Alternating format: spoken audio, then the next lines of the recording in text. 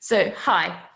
I thought I would start my presentation with just explaining who I am and how I came to research what I do. The work I'm presenting here today is research that I did for my PhD, and then along with a little bit of development that I've been thinking about that on top of my PhD in recent years. So my background is I am a fundraiser. I come from a fundraising background. I was a fundraiser for about 15 years, and I worked in South Africa, hence the accent. And I also worked here in the UK. And I worked with all sorts of organizations, ranging from tiny, mini little organizations where I was literally the only fundraiser to huge organizations. Some of you will have heard that I worked for the National Trust in one of their regional teams for a while. And I've worked in international development and social welfare, in heritage. And I worked as mostly a major gifts and a trust and foundations fundraiser, but I also, as a result of working for small organizations, worked in community fundraising and events fundraising.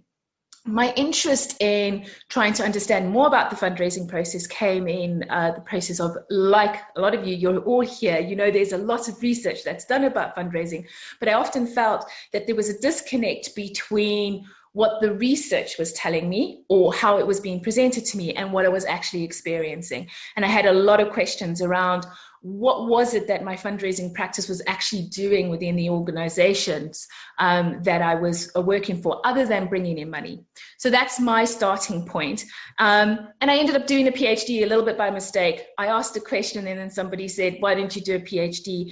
And why don't you apply for some funding for it? And as a fundraiser, I couldn't turn down that opportunity. So I did, and I ended up doing a PhD because I had the opportunity and the funding to do so. And I've made the transition into academia. So my next slide is a warning slide. So for this, in these series of webinars that I am trying to develop, what I really want to do is connect fundraisers and other academics with the research that's being done in fundraising about a fundraising practice, so the academic research. So this is not going to be a webinar that's going to give you tips and tricks on how to be more effective in your fundraising.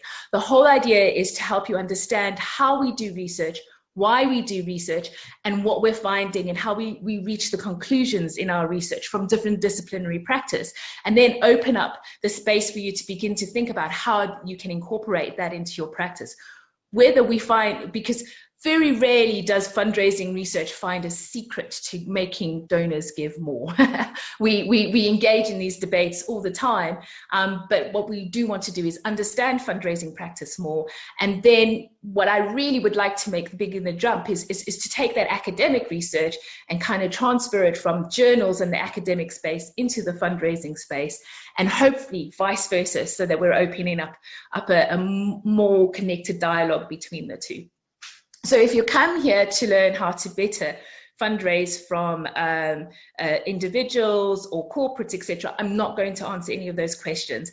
And there will be some insights into that and some thinking around it, but basically we're going to present the research to you. So let's get down to the serious business. So I come from a context, as I started to say, is that fundraising is often misconceived and misunderstood and misrepresented, both in the media, but also in a lot of the research that is presented to us, and definitely within our fundraising strategies and plans, as the fundraisers in the room will notice, is that we find that people just generally don't understand what fundraising is and what the main purpose of it is.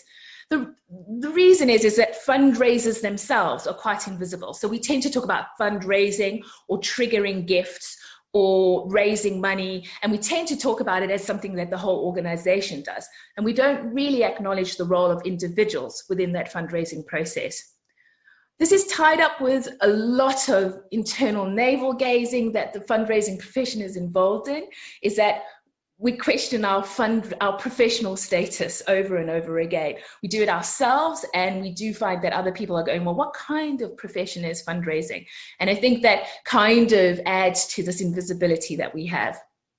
And for me, and this is where the academic key, I'm a sociologist, and I'm really interested in how structures in society work together with people and how they interact and shape each other's practice. So for me, one of the bigger problems is that fundraisers operate in a very wider and under-theorized and unrecognized philanthropic space. So we understand what philanthropists do, and we know that fundraisers ask philanthropy for money, but we tend to view fundraisers as philanthropists as individuals that we kind of want to trigger their giving all the time. And I'm saying that we operate in a bigger, messier space, which I call the mediated gift field. And it's a slightly new and different way of thinking about gifting as well. And that was my sociological, theoretical contribution in my PhD. So when we start with a piece of research in academia, we do as thorough literature review as we can. And so we start with looking at what has been written about this practice or this space that we are choosing to engage with, both in our fields, our academic fields, but also in a space like ours. We look at the grey literature, what we would call the grey literature. And in my case, it was the how-to fundraising literature. So the books about ranging from Adrian Sargent is one of the ones that we all kind of go to, and the books written by very experienced practitioners in the field. And so my review of the fundraising literature highlighted these key points for me: that a sustainable fundraising strategy includes recruiting new donors, as well as developing a core of loyal donors, that core that we want to give over and over again, and that we want to work up the donor pyramid. So they start with a small gift, and then they give a bigger gift, and they eventually leave us a legacy. That's the ideal donor, we are told. And we're told in this literature that donors like to give regularly in relationships where in a space where they're satisfied with the relationship that they've built with the organization, which is a really interesting concept for me, because how do you build a relationship with an organization? And that tends to be where the literature stops.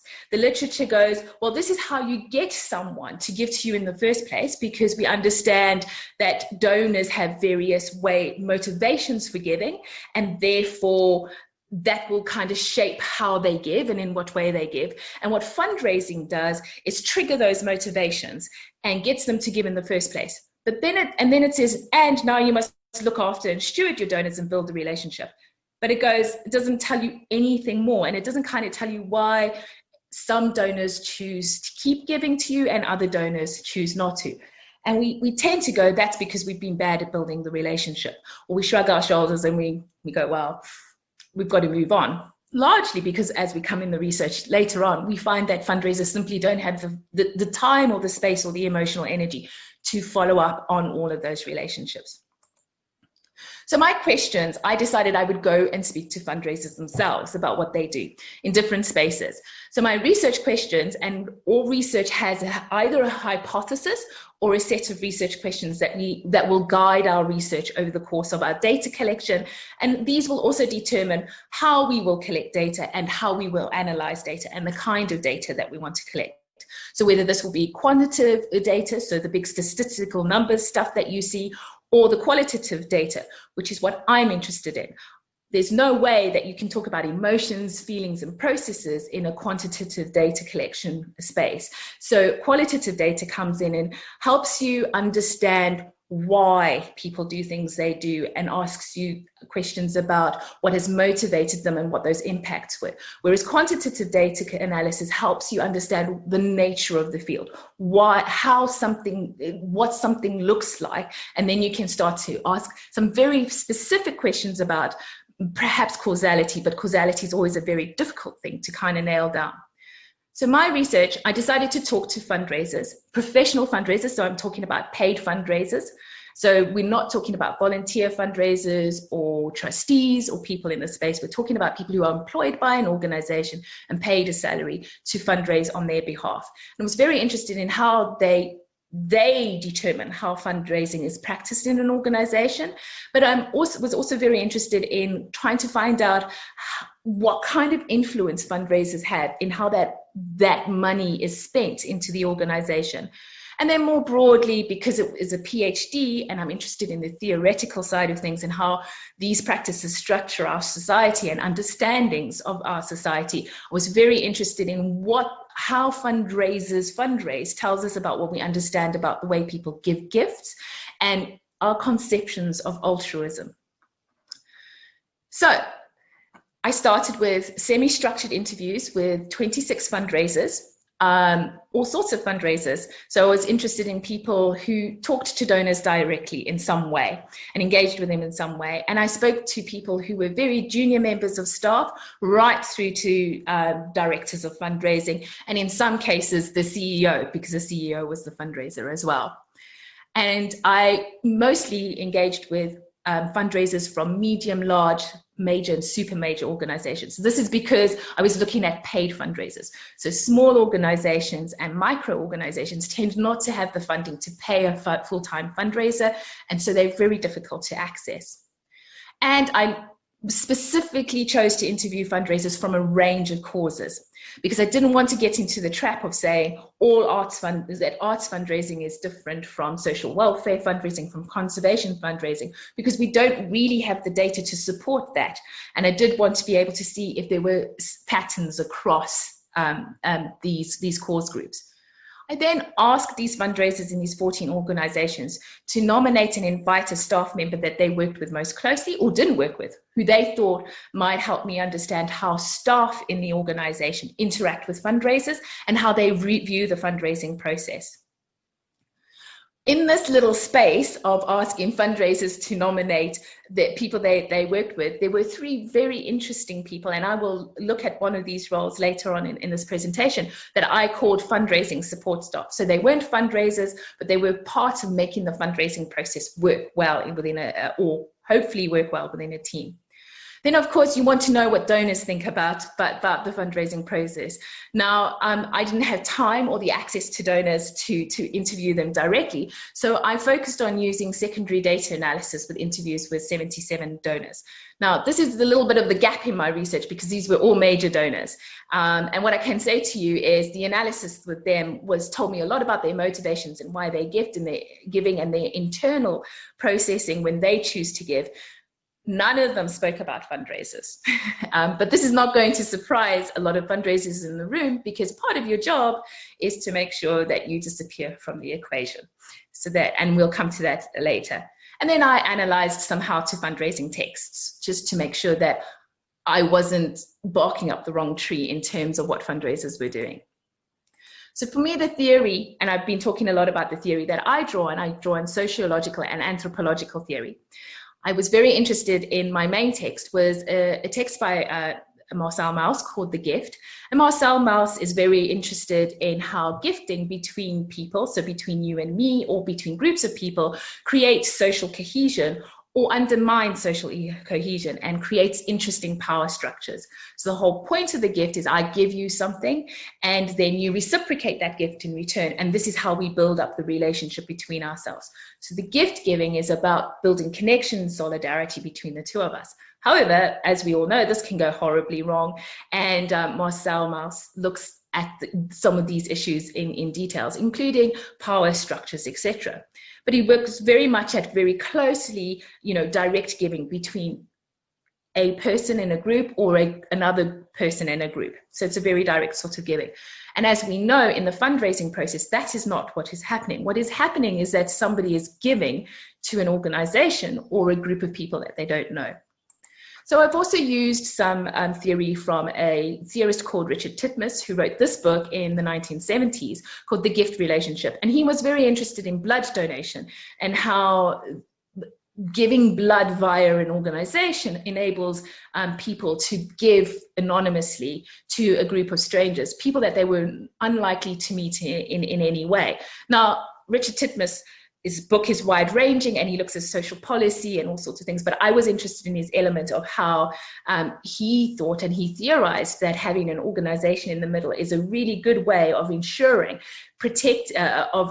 ensuring a gift relationship and ensuring a gifting process without all the nasty and inequitable power obligations that can result from a direct giving relationship. And it's all very well, and it's really useful, but it kind of did help us kind of me frame where a fundraiser sits in this relationship.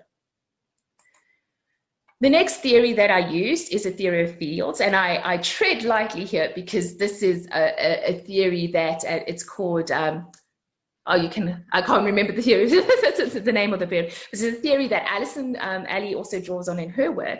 And Neil Fleckstein and Doug McAdam develop a theory to kind of understand how people work in a field or a space and how individuals choose to engage with help and co-opting other people into action with each other and cooperative action. So I use some of his theory to kind of try and understand some of the skill sets and the processes and tactics that fundraisers use in their work. And then I very much draw on the work of Arlie Hochschild and subsequent theorists who really look at the role of emotion in making decisions and gifting, and how emotions shape and the way we think about emotions and what we think we should be feeling shapes the way that we act and conduct things like our gifting relationships. So my key findings, now that once you've collected your data as a theorist, as a researcher, you take the data and you analyze it within this theoretical framework that I've built using the theory that I was talking about earlier to determine what it is you found, what patterns you've seen, and what this may tell you about the fundraising process. So the first key finding that we find is that asking is a phase in an ongoing cycle. So that first trigger of the donation, that bit that we go, yes, the donor is going to give to us, that actual thing is only part of the gifting process. It's only a tiny, mini part of the fundraising process. The rest of it requires the donor to give, and for us to receive the gift very well, and then to acknowledge and steward the gift very well, but more importantly, to reciprocate. The whole idea is to give the donor reasons to continue engaging with you. So you, as fundraisers, kept talking about how they re-engage the donor, how they give back to the donor, how the donor needs to feel a sense of having gained from their giving. What was really interesting for me in the way that fundraisers talked about their role is that they really understood that this wasn't a natural, normal gift relationship.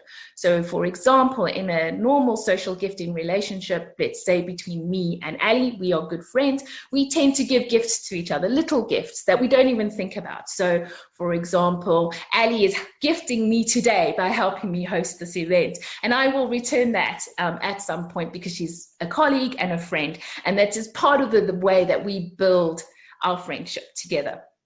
But in a donor giving to an organization or to a group of beneficiaries that they have in their mind, because let's be honest, donors are not giving to the organization, they're giving to the ultimate beneficiary and the cause, that fundraisers have to actually create that relationship in the first place, and then kickstart the fundraising cycle and the gifting cycle and keep it going, which puts fundraisers in a really interesting position within that gifting cycle. And what I use work by from the blood donation theory again, and a gentleman called Dalsgaard, and we begin to see fundraisers as exchange partners. So what the fundraiser is not essentially asking for the gift, but they're also not directly reciprocating the gift. What they're doing is encouraging the donor and individuals within the organization, and the organization it does, to become to choose to enter into that exchange relationship. And what you saw fundraisers doing is sometimes fundraisers are very much part of the relationship, but what they're doing is putting all the bits into space and encouraging and managing how people respond to each other in order to become those exchange partners, which means that donors themselves enter into multi-layered relationship with the organization. So lots of donors were talking about and understanding that there was this person in the relationship, i.e. the fundraiser, who was helping managing their connection to the organization, but they always spoke about their relationship being with the CEO or a beneficiary or an expert within the organization, which I found very interesting. So this brings us to the second finding, is that there's a reciprocal gift relationship. So in every organization, even the smallest organization I had an interaction with, they had about 400 donors. Now, you can't have that very close managed relationship with 400 people. That's virtually impossible. And in some organizations, the National Trust we were talking to, when I was there were 3.2 million members of the National Trust. Now, even a large group of fundraisers can't have individualized specialized reciprocal relationships with them. So I found that relationships ranged from the very intimate relationships that almost looked like friendships, right through to what we call transactional relationships, which were the problematic relationships that we came across in 2015, and we still struggle within the fundraising space. But more importantly, within this reciprocal relationship space that I saw is that the obligations, so when you give, there's the obligation to reciprocate. That didn't fall to the organization or the beneficiary, but it fell to the fundraiser to think about how that reciprocation will take place, who will do it, when it will happen. And so what we find ourselves is that philanthropic gifts, there's a lot of discussion about this in our space at the moment. There's been a lot of books recently released about whether philanthropy is self-interested or not. I conclude that it is self-interested. It's not an altruistic space, but it doesn't mean it's a bad act. It just means that there are obligations associated with philanthropic giving, but it's perhaps not the organization or the beneficiary that's taking it on. It may well be the fundraiser in a relationship taking on those obligations to make sure that you keep reciprocating the gift. And this will have implications for practice. My final I'm returning to the next key finding is that fundraisers have to also create the object of the gift. So in every gift relationship, you give something, whether it's hospitality, whether it's an actual thing that you give, or it's emotional or regard for one another.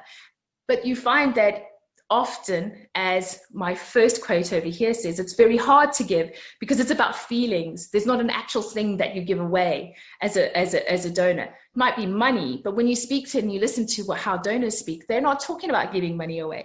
They talk about giving impact, a change in someone's life, empowering somebody. That's what they're giving away, and that's really hard to nail down. And so what you found that fundraisers had to do is take the mass of an organization's work and find out what those little objects are that donors could give away. And then finding that they have to reframe organizational narratives about what the organization understands it to be, and reframe those narratives and those stories into nice little objects that can be presented to donors and individual donors. And that requires a lot of skill and a lot of listening from fundraisers. And fundraisers achieve this to varying degrees. It also means that fundraisers have to set the agenda for donors. So they have to be able to say to donors, in order to buy this gift and give this gift, you have to do this, this, and this, and this.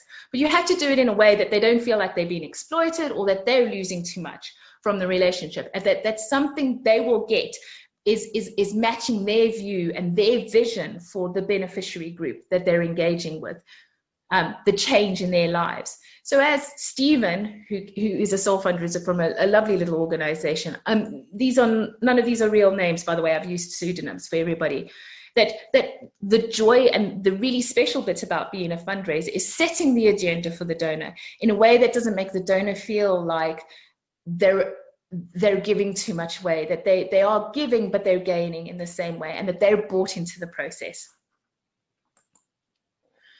This means, because we go back to the understanding that donors perceive themselves to be giving to a certain beneficiary and have a relationship with an organization, it means that fundraisers actually talked about in their interviews, all of them, the time they spent brokering internal relationships, the time they spent in getting their organizational staff on board in order to become the person with whom a donor builds a relationship, in order to provide the stories that the fundraisers needed to be able to create a connection between the donor and the beneficiary.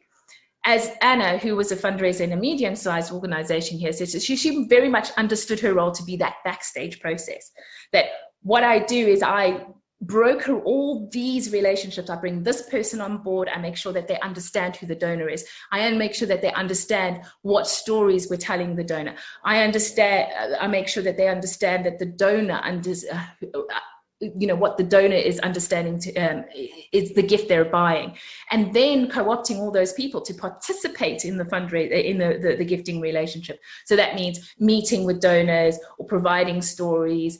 In some organizations, faith-based organizations I interacted in, was getting staff to pray for donors and see donors as individual people. So there was a lot of relationship and emotional and social skill involved in trying to get those people on board. This was coupled with the way when I spoke to staff who fundamentally did not understand that this was part of the role they were supposed to be playing in the gift relationship, and many of them resisted it as well. So many staff thought that you got a fundraiser, and they kind of took all that fundraising and that relationship building, and they took it on themselves. And so fundraisers had to employ a lot of the tactics that they employ in engaging donors. They have to use a lot of the same tactics in trying to get the fundraising and their internal organizational staff to work with them. So that was my theoretical contribution, is that fundraisers' most important task is to create a really good emotional environment in which gifting can take place. So people like other gift theorists like Simmel, Maus talks about it as well, identifies that gift giving is a very emotional process. So it's about trust, it's about feeling gratitude, it's about feeling that you've given a gift well. And what fundraisers, good fundraisers, and a lot of fundraisers, more frustrated fundraisers we're also talking about, was how they created the emotional environment, how they understood that they needed to create a sense of gratitude and a sense of trust and a sense of faithfulness within a relationship. And that required this reciprocal process to be happening all the time. As Becky says here, is that I feel like as the fundraiser, I'm the first in line for thanking. Somebody's got to do that, otherwise the whole thing is going to fall apart.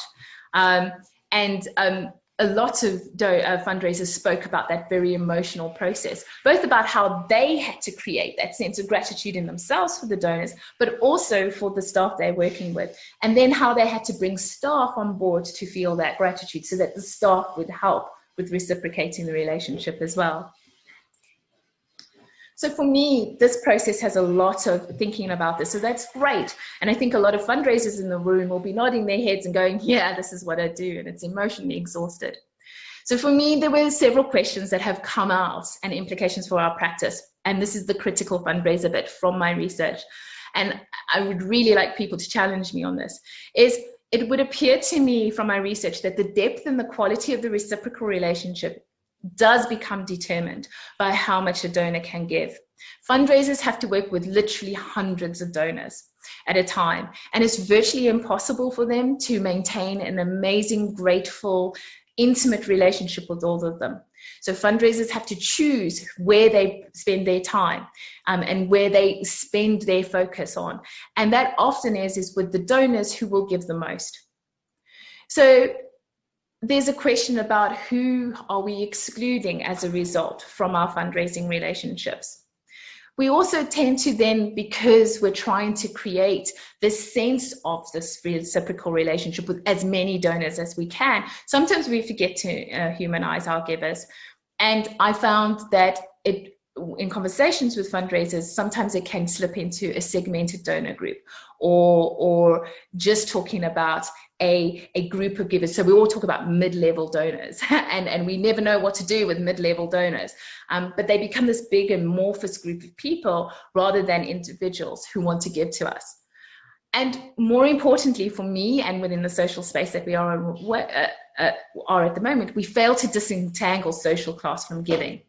So the more money you have, the richer you are, the higher your social class, the more likely you are to be invited into a space where you could engage in this community building, solidaristic gift giving process.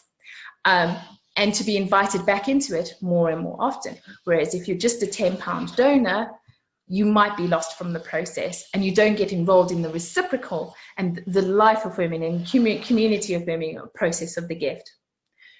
At the same time, are we creating further social distance by having these exchange partners in an organization? What many fundraisers end up being is mediating the understanding between a donor and a beneficiary. So the donor is never going to connect with the beneficiary, and the beneficiary, the donor.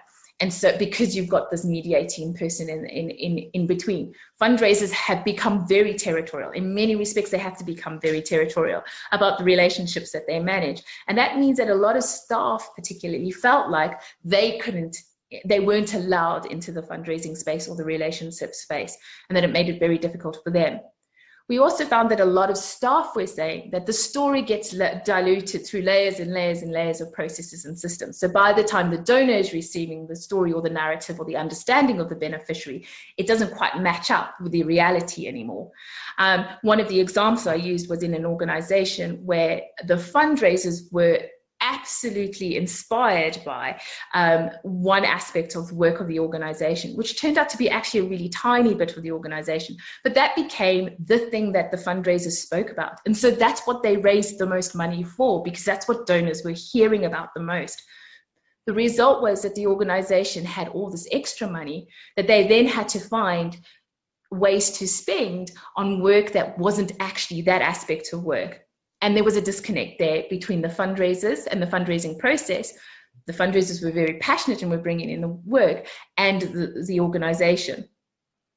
And then we've got to be really careful about how beneficiaries become objects of the gift. So instead of beneficiaries becoming participants in the gift, they become part of the product that a donor buys, almost to give away again. So what we do is we ask beneficiaries to turn up at events and be the representative sample, and they almost become gazed upon.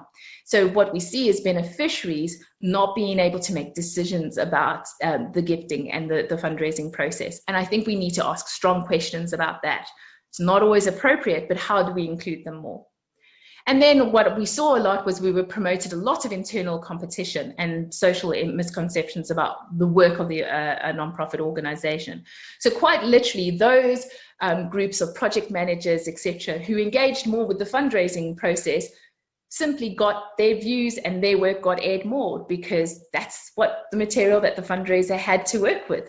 And so some stories disappeared completely, which had repercussions in some organizations. So one organization that did research, but they also did social work, they did social support, and it was the social support that was far more important, and the more important aspect and the more expensive aspect of the work got lost in the idea that it was just simply easier to raise money for a cure or research for a cure. And so a lot of the fundraisers were having to, not fundraisers, but the staff were having to say, I say often that I work for such and such an organization, and everybody thinks it's a research organization, when actually the main bulk of our work is something else. So one of the spaces I'm going to return to is this idea of fundraising support staff as a way to try and overcome some of these implications in the work that I was finding in my research. Some organizations had what we would call a project information officer. Now, this was in a super major international organization with an income of over 21 million pounds a year. So they could afford a few of these spaces. So the project information, and it was a group that worked in 69 countries, and they had lots of complex stuff and programs happening. So the organization employed some of these project information officers who sat in regional in teams rather than in the fundraising team, but they were part of the fundraising team. And their sole purpose was to gather information and then translate that information into fundraising stories and gifts for the fundraisers who were UK based. The limitations were, and this is where the stories came out, that the fundraisers received information from the gift fund, the project information officers. It was the stories that inspired the project information officers the most, or the stories and the projects where the project information officer was able to gather the most information. So once again, you got drawn back into that process where staff were excluded from the fundraising process, beneficiaries were more and more distanced from the fundraising process, but also that there was a slightly skewed conception, especially amongst donors and the fundraisers, of what the organization was done. And so a kind of misbalancing way money was raised. Now, this is a project that I'm working on at the moment. It's kind of come to a little bit of a stop because of COVID-19, but I've been working with a regional homelessness charity who was trying to think about how we could overcome some of these disconnections between fundraising and staff and beneficiaries. And so what we did is we brought together the comms teams, the fundraising team, the project directors and project staff to plan the fundraising campaign for that particular project. It was a really interesting process because it was really difficult because fundraisers work to a completely different timetable to project staff. Relationships take time. They're not a year-on-year budgetary thing. They're something that might take 2 or 3 years, and you could scupper them within 3 weeks. But what was really interesting is that as we engaged in more and more series of workshops together, we were able to rethink some of the timelines of the project. So once the project teams understood what the fundraising process was, they were able to adjust some of their expectations of when the project could actually take place. And the fundraising team acquired the support of the project staff to begin to engage with donors. So once the project staff understood that I'm not going to be asked to ask for money, I'm going to be asked to just engage people in the process, that they were a little bit more happy to step on board. This comms team is still struggling because of the nature of comms. This has to happen day on, day out. It's a very reactionary process, communications. But what was also very interesting is how the community fundraising team had been able to change and integrate their community efforts in with the project timeline. So the actual community fundraising process became part of delivering the project, became part of the outcomes of the project, became part of how you engage a particular community in the project and empowered them. But this was only a year ago. So now we wait and see what the outcome of this is going to be. And we're also going to have to wait and see what the impact COVID-19 has had, and furlough and all of that comes along with that. So I'm going to end this session. It's been quite long, a little bit longer than I anticipated. For me, the questions that we need to begin asking is, are we telling the wrong stories? As fundraisers, I think we have to sit back and think about, are we telling the correct stories about our organization, or are we telling the stories that appeal to us most? And then are we, in our space, in our desire to manage these relationships really closely, are we telling the right people the right stories? So letting the right people tell the right stories. You know, instead of me telling the story or the CEO tell the story, sometimes maybe we just need to let a beneficiary, even though they are vulnerable, tell their story directly and in the way that they want to, without all the extra little bits that we tend to add. I think we need to make sure that we are very careful about thinking about how much we are distancing our donors from our service users or our beneficiary groups, and how much that distance has to do with our need to control the relationship versus this is something that actually needs to happen within this gifting relationship in order to protect vulnerable people. I think sometimes that gets a little bit skewed, and that is constantly, we need to be thinking in our fundraising process, and I think we need to be asking our, certainly those who work with fundraisers, who are we excluding by hiving off the fundraising process and all these relationships just to the fundraiser? Are we excluding some very important gift givers and gifting processes? So for many givers, our givers, we are aware that the £10 giver, the people, and I'm going to say like Olive Cook gave because she wanted a connection, she wanted solidarity, and she wanted to be part of the gifting process. And sometimes in our fundraising practice, I think we can exclude those people, and we probably need to think more carefully about that. That said, who should we be listening to? And I think we need to be constantly saying, are we listening to the right people in our organizations telling us the stories? Whose voices are we prioritizing above others? And then it's related to everything. Are we giving all our constituencies the opportunity to participate in gift giving and receiving? Comta writes about how participating in the gifting process. So she looked at single mothers who on very limited income, how allowing them to engage in giving and receiving, because often they are just receivers, but also allow them to invite in the giving process, how that empowers them and changes their process and helps them create the social connections that they need in order to move forward and develop as single mothers, as people, as professionally, and all of that sort of thing. And then, of course, the huge question for us at the moment is, what about COVID-19? What does taking all these relationships and putting them online, what is that going to do overall with the way that we fundraise? And I don't have any answers to that question, but I'm going to put that out there. And finally, my current research projects are, I'm looking at furloughed fundraisers. Some of you might have participated in the survey already, and I'll be speaking to some of you about your experiences of fundraising and trying to kind of get a sense of what furlough in fundraisers what impact that might be having on all these relationship processes that we've been looking at here today.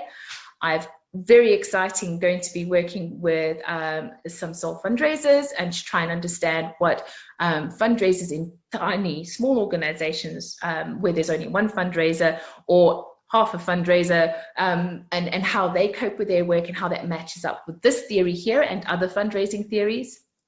I'm working with someone to kind of understand how fundraisers create and manipulate social capital. It's a critical piece.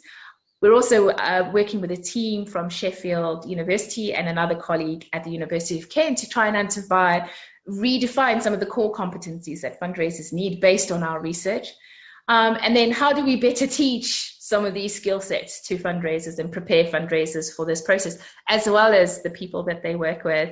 And then we will continue to develop a research agenda for fundraising that isn't just about triggering donors' propensity to give, but kind of understanding the wider process and the implications. I'm going to go back to the little screen with my questions and hand over to you. Thank you for listening. Do you want me to stop sharing? Yeah, shall I stop sharing? Okay, there we go. Fantastic. Oh, wow, there's lots of chats. Great. Brilliant. So in the chat, I've just invited everyone to kind of, if you want to share something, to put up your hand. I'm trying to keep an eye on everyone. I think I've got everyone here. Or if you've got any comments. So, yeah, first of all, over to you. Does anyone want to comment on some of the stuff that Leslie was talking about? Charles. You'll have to take yourself off mute, Charles. Thank you. Hello, yeah, it's Charlotte. It's coming off as Charles. It's all right, it's my fault. Thank you, that was an amazing presentation, really good. Thank you. I'm very interested in the lack of theory around stewardship of supporters. That's really interesting. That's really given me something to think about. There's a lot of work to do, and I love the future research that you've listed there. I think that's going to be really useful.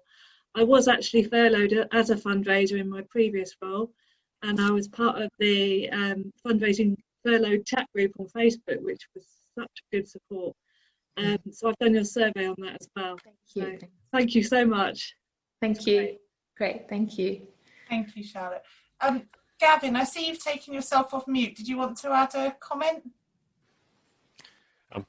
Okay, well, thanks for the invitation. I think the one thing that is running around in my mind is I'm so surprised that some of the discussion is still about bringing fundraisers into the organisation. There's that sense of still this separation between the mission and getting the money to do the mission. And it still seems to run so deep. And it was hinted at in one of your research projects, Leslie, around the homeless charity. And there was this bit of a success story there, what remains to be seen, that there was that shared planning and integration. And yet this should be a rare thing, that this should be exceptional. Yeah. Whereas really that should be standard practice. What are your thoughts about that? Why does this disconnect still exist so strongly? Oh, it's really difficult. I think because we are uncomfortable about money and asking for money generally. And And I think it's the nature of how organizations first come about. It's usually people who are going, I want to change my world in a specific way. I want to make it better in a specific way. I'm going to use Ali here as an example. I hope she doesn't mind. Ali and her husband and a group of friends have access to a beautiful piece of woodland that they wanted to use as a way to engage people in understanding their environment and inspiring them to engage with their environment, and as a way to think about how they might live their lives differently in order to promote sustainability and tackle some of the big questions of our time.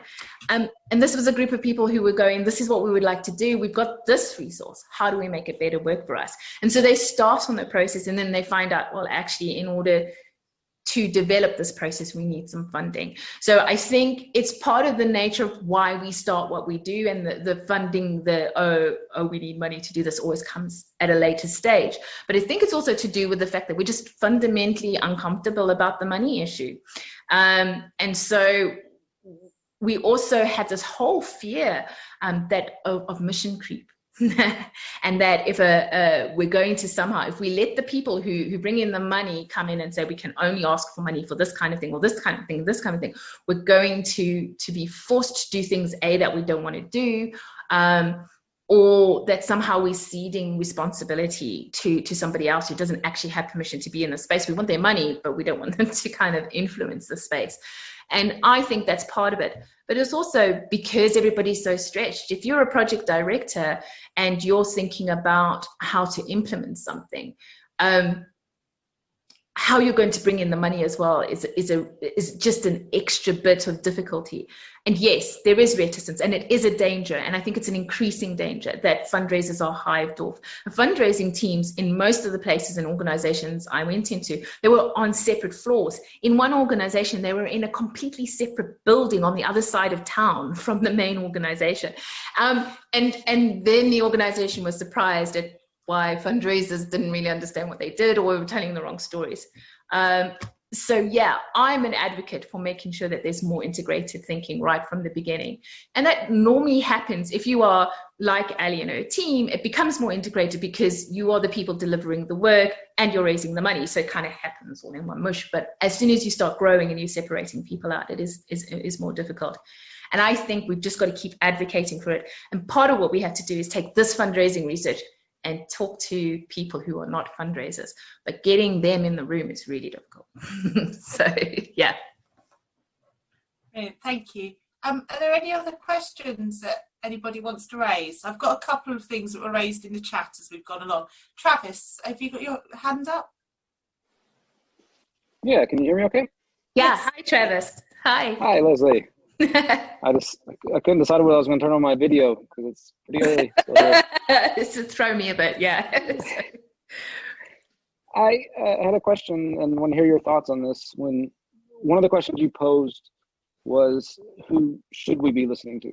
And at least from my perspective, one constituency we never pay much attention to, and it's very counterintuitive, are those who do not give.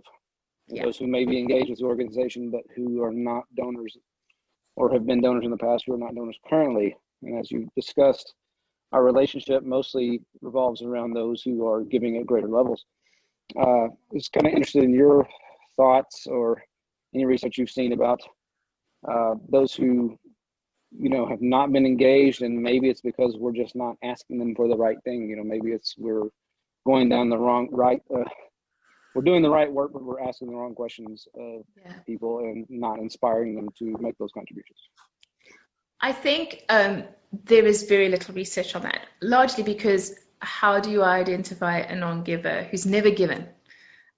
So what the research that does exist is on lapsed donors. So people that we engage, that we're able to see stopped giving to a particular organization, but it might be because they've started giving to another organization. So it's tricky research, is how do you get to those people and how do you ask them the questions? And yes, I think it is important to understand why people don't give, but I also think it's about how we define giving and giving to a charitable organization. So we tend to define it as volunteering officially our time or giving a monetary gift or giving something in kind, and then letting the organization know that we've done that. The truth of the matter is I'm working with, Ali will see this in her work, working with children, and I've got another colleague here at the University of Kent, Eleanor Jupp, and other people, is that a lot of giving actually just happens naturally between communities. It's what we are increasingly called mutual aid. I love how we've got to label everything. And I don't know if it's that people aren't giving, it's just that they're not giving to charity. And maybe we need to have questions, a wider conversation about the role that charities and giving to charities plays, either in creating or a community or taking away from community. But yes, I think it's a missing piece of research. Yeah, it's a whole group of people who could do it. but yeah, and I think it's and it's about access as well. But yeah, and it's an important question and one that we haven't answered. Super, thank you. Are there any other questions? Anyone want to raise a question? Put your hand up. I want to bring up a couple of things that were coming up in some of the chats, Leslie, so just for some of your reflections. So one of them, this was a bit of a conversation, so I'm sort of taking that conversation and posing the question, was how important do you think the organisation's culture towards fundraising, its kind of attitude towards fundraising, is in this gifting process? It's vital. So I think certainly I spoke to a lot of fundraisers. So there were, for me, the culture was kind of highlighted by where fundraisers chose to be interviewed. I kind of found that was the process. In the spaces where fundraisers felt that they were an imposition on, and literally they felt like the organization felt that this was a dirty little secret and then something they had to do just to survive. They chose not to be interviewed at their place of work. They wanted to be interviewed at their home or in a coffee shop, etc. And these fundraisers really struggled. These fundraisers were the ones who were feeling like they weren't able to engage in meaningful relationships and giving. And then when you spoke to their staff, these were the people who were going, well, fundraising is just about picking up the phone and I don't need to get involved with it. And it's not my responsibility, or it's the responsibility of the trustees only. There was one space I went into and it was quite a hard interview because it was a trust fundraiser actually that I spoke to, and she'd come straight from a meeting with one of the trustees into the interview with me, and she'd sat with a trustee and they were doing what we try to do, contact mapping. We try to get a lot of fundraisers sit down with trustees and say, right, who do you know? Let me help you think about who you know and how we can begin to connect with those people. And he was basically said, I don't see the point of your role. I don't understand what it is you're doing. And I, as a trustee, won't engage in with this process at all. I've joined this organization to make a difference, and that's it. And she was really disheartened by that. And that seemed to go through that whole organization. All the fundraisers I spoke to in that organization felt the same way. It's really limiting. It means that fundraisers then find themselves just trying to achieve unrealistic targets. And that's when fundraisers slip into that transactional side of the relationship, where we know the research and the evidence shows that we start to engage in some very dodgy fundraising practices as a result. And it starts at the top, and then it's got to be everybody. It can't just be the trustees and the CEO and the fundraiser. It has to be everybody else in between. So yeah, really important. Brilliant. Are there any other questions before I kind of floor another one to Leslie? Ruth. Sorry, it just took me a moment there to work out where my unmute was.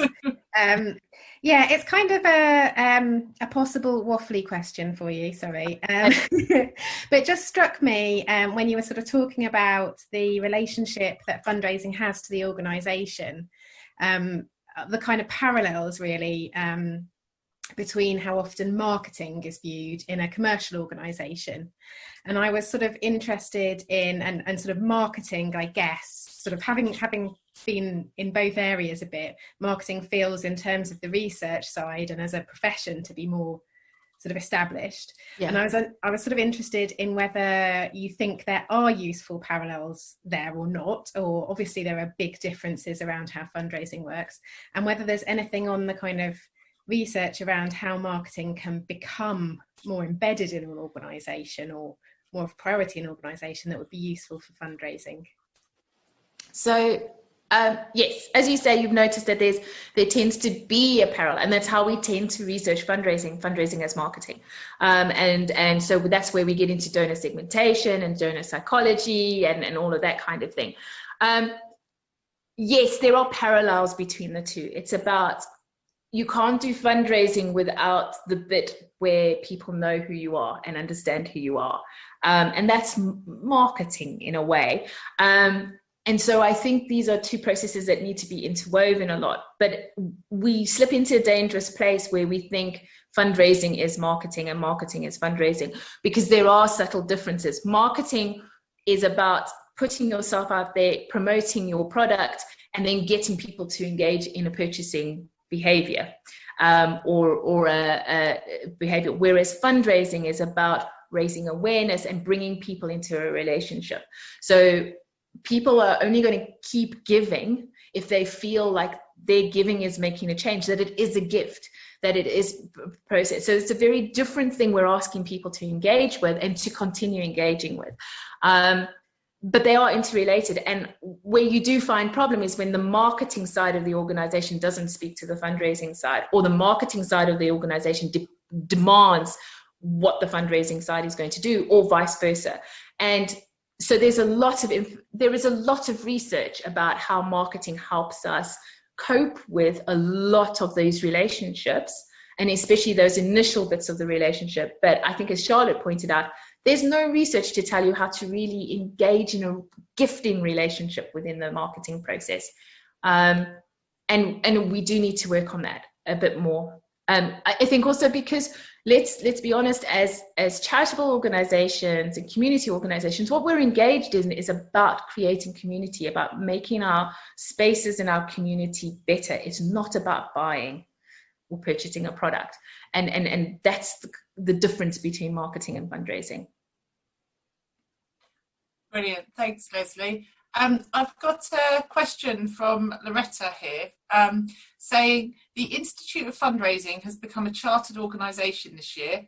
How could you work with them to help apply the theory into practice for a huge range of fundraisers? So I'm going to name Gavin here. So I'm at the moment, Gavin, and Gavin is part of the Soul Fundraisers Special Interest Group. And one of the things that I'm doing is working with them to try and understand, as I said, what it is that makes fundraising as a soul fundraiser different or more difficult from the fundraising theory that we have to hand. And what I will be doing is sharing that research with the IOF and the IOF Academy. And one of the things that we hope is that this begins to shape the way that we teach fundraisers and we work with fundraisers. Another colleague of mine, Beth Breeze, she has done and works with the IOF to produce research around fundraising practice and issues around fundraising as well. So what we have to do as academics is make sure that we're stepping into that space a lot, but also that we're listening to you and kind of doing research that is useful. As academics, a lot of the time we can do research because it's theoretically interesting. And when we're researching in this practice space like this, we have to be more out there and engage in processes like this. But it would also be nice if we got invited to some of your spaces as well. And you just kind of hopefully accommodate the geekiness. But certainly we would like to keep the channels of communication with the IOF open and keep developing programs and support that is cost effective as well. I think that's one of the things for certainly the majority of fundraising organizations is that they just simply can't afford the training. And so we have to find a way of maybe fundraising for the training. I don't know. Yeah, so there we go. Brilliant, thank you. Any other questions? Because I've got a couple I can pose as well. I'm going to put Leslie on the spot here slightly, okay. Because Leslie and I have had this debate before. But this is sort of, so as Leslie was saying, my research very much focuses on how children and young people learn to give. And one of the challenges that I pose through my research is that lots of fundraising practices that engage children and young people actually are damaging for that relationship. It reproduces the inequalities, and it teaches fundraising as a transactional act. Without engaging children and young people in the cause that they're fundraising for.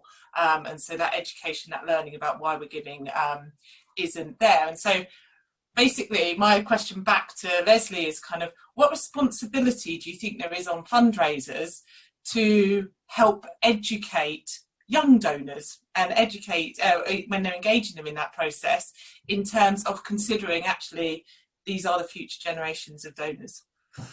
So that's part of a wider question. To what extent is it the responsibility of a fundraiser to educate a donor? And we have that as part of the journey in many spaces. I think the shift that we need to certainly be seeing, and that goes back to the question, are we allowing all our constituencies to engage in the gifting process in a meaningful and representative manner?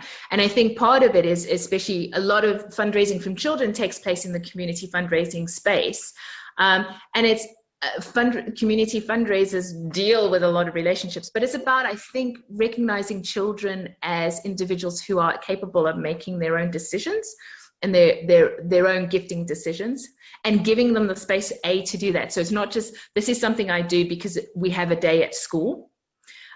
If we are using schools to fundraising that way, it's in that reciprocation and that stewardship process that we should be reciprocating the gifts of children by explaining and spending as much time as we do in engaging our other donors in the gifting process. So not just about we pay £1 to dress up to come to school, but really trying to find ways of engaging students in why we're paying £1 to dress up to come to school today. And maybe community fundraisers, I think this is where community fundraising is one of the most underinvested spaces in the community fundraising team, is because it doesn't bring in a hell of a lot of money. But I do think it's maybe if there's a shift to seeing community fundraisers as community engagers rather than fundraisers. I don't know. Just one of my proposals, but yeah. Thank you. Any other comments? Any other questions? I've got one more sort of that was posed earlier here. Okay. I'm aware we're losing people as well, so we might. Yeah, so I think a lot of, we knew that different people had different meetings, so everyone's kind of saying goodbye but having to disappear. So this was a question from Gavin. Unfortunately, I think Gavin's just had to leave the meeting, but he did say it was an excellent session, so much to take away, and thank you. But he did, we posed a question earlier, do we objectify donors as much as we do the beneficiaries? Oh, probably we do. I think some of us do, especially those of us who are I don't know. I guess we have to, because we enter into such close relationships and such dependent relationships with them. We do. There certainly were examples within my research. So, and this particular donor came up a lot in different organizations. The sacrificial donor, the very wealthy donor who chooses to live very simply so that he can give away a lot of money. I don't think that donor actually exists. They may do. I don't know.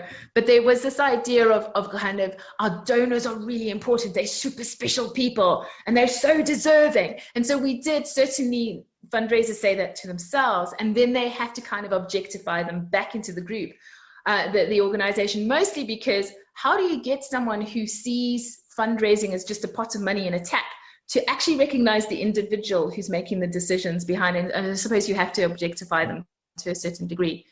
I'll have to think about that more. So I'm seeing some interesting faces, smiles. Yeah. So yeah. Does anyone else have any comments or views? That would be really useful on that, on whether or not we objectify donors as much as we do beneficiaries?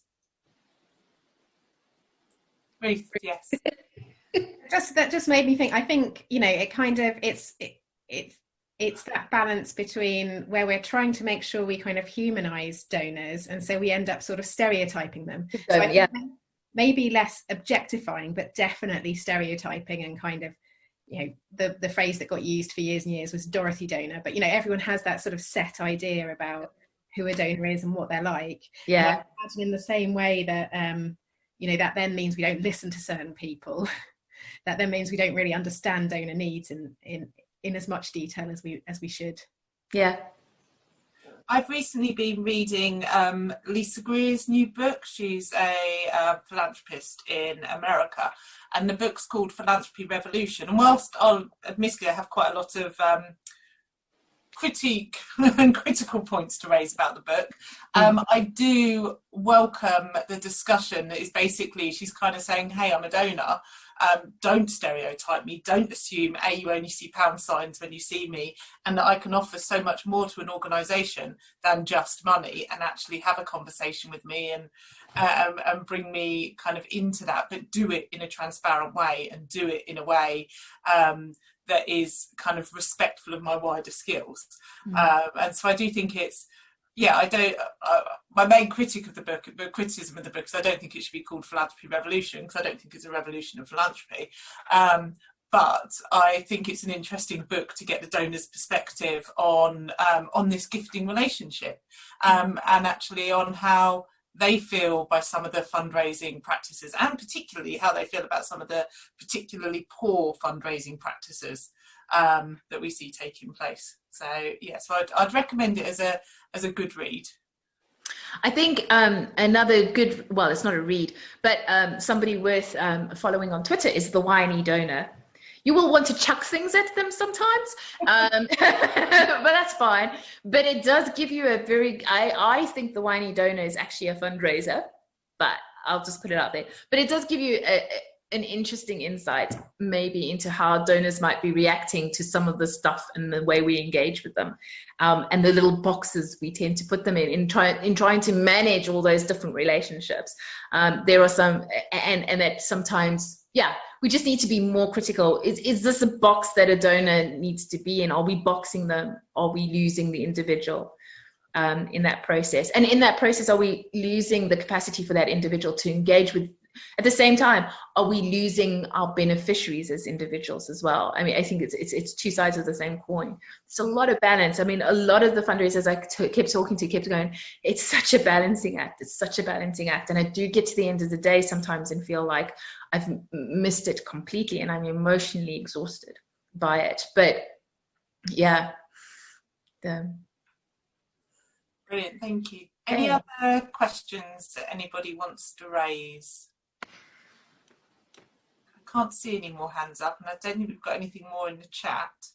So would it be worth at that point then, Leslie, maybe just offering some kind of wrap-up thoughts of kind of what the future of fundraising potentially can look like? Not to throw you on the spot to say, give us all the answers, but actually, if we've identified some of these concerns and through some of your sort of fantastic research, which has obviously resonated so much with all our participants, kind of where next for you, do you think?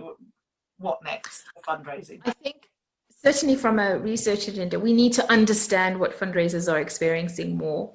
And I think the more we understand what they're experiencing more, and then kind of talking with how other people in the organization and our beneficiary groups are also engaging in the fundraising process, that maybe we can begin to go back or develop a fundraising process, as Gavin was saying, is part of an organization's life and decision-making process, rather than we've made these decisions, now let's raise money for it. And I think that's the future for fundraising, that it becomes more integrated, that it becomes a process that is almost seamless with the delivery of the organization, without drifting into mission drift. And I would like to see us have more honest, linking the philanthropy research with the fundraising research a lot more, because I think there's a lot of learning from that process. COVID-19 has thrown us completely, and I think we won't know what the impact of that is for quite some time to come. It raises and it ties up with all the other narratives about, can you really build relationships online? What is social isolation? What is loneliness? And that's going to shape and alter the way we do fundraising quite significantly. And I think it's going to alter well, maybe not, maybe will highlight how important gift mediation is, but how it can go horribly wrong, and that we need to be more careful about it. I think we're going to get to the point where we're not raising as much money in the way that we're going to have to question, is fundraising growth and aim in itself, or is fundraising a different role completely? And that's kind of where I think we're going. I don't know. And that's I mean, I think Ali and I have to put ourselves in because we're also questioning the whole capitalist model as well. And I think hopefully we will bring people into this series who aren't quite questioning of that, and then can kind of help you with that. Can I just say the next few speakers will be a colleague of mine, Dr. Ruth Hansen. She does research at the University of Wisconsin, and she will be specifically looking at how fundraisers actually build those stories and those narratives that we were talking about earlier. So she actually looks at and speaks to fundraisers about their writing process and the decisions they make about how they write. It's very interesting. And then we'll have Dr. Simone Kramer, who is a researcher / practitioner here at the University of Kent, which is quite interesting, and a colleague of hers, Dr. Marta Herrero from the University of Sheffield. And they will be talking about the research they do about how fundraisers learn to do their jobs. How do you know what to do apart from going on a course? And that has really interesting, feeds into our understandings of that boundary spanning kind of work that fundraisers do. And then I'm hoping Ali will come and talk to us about some of her thinking. And we will also invite Dr. Beth Breeze. And if these are successful and you want to continue coming to them, please email me. My email address is in the chat group to be on a mailing list, but I'll also just advertise them in the spaces where you found them again, so you don't have to be bombarded with emails if you don't want to. And this session will be recorded, and I'll be uploading it onto our school, the University of Kent SSP SSR. Now, I'm going to call it the Critical Fundraiser series so that you can find it, but I'll upload these videos onto that space for people to look at, free of charge later. Brilliant. Thank you very much, Leslie. If there's no other comments or questions, I think we're ready to draw the session to a close. Can I just say a massive thank you to Leslie, though, and for that brilliant presentation, and thank you all for a really interesting discussion and engaging with the chat so much. Great. Thank you, everybody, and thank you for giving us some of your time. Great. Thank you very much. Brilliant. Thank you. Bye. Bye-bye, everyone. On the forums in the first few weeks, where people don't feel an imposter syndrome of they can't my voice.